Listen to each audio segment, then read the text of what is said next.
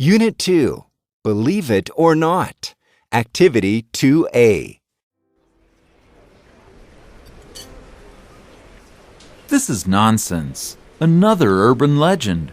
I think it's true. Actually, let me tell you a story that really happened.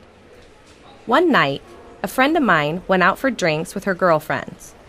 After a couple of hours and some good laughs, she left the bar, got in her car, and headed home. After a few miles, she noticed she was low on gas.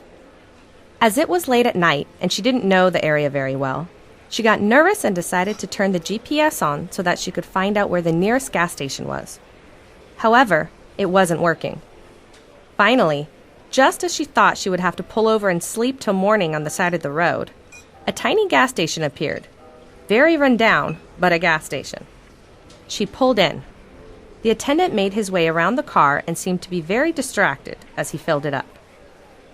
She was ready to leave, but then he asked her to pop the hood of the car because it smelled like trouble. Her anxiety from being on the road was starting to flare up again. She was all alone in a creepy gas station out in the middle of nowhere, and an attendant was finding reasons to keep her there. So he asked her to come look at the engine. He had to show her something. Although she thought it was weird, she did as he asked, because nothing else crossed her mind. As she got to the front of the car, he grabbed her arm and said, "This car needs a tow. You'll have to come with me." Then he put his hand over her mouth and forced her into the office. She began to bite his hands once they were inside, and he let her go and said, "I'm sorry, but there is a man in the back seat of your car, and I didn't want him to know that I'd seen him." They called the police, who came to arrest the serial killer who was waiting for the right moment to add her to his list of victims. The moral of the story? Always check the back seat. Come on, you're kidding me. Do you really believe it happened to your friend?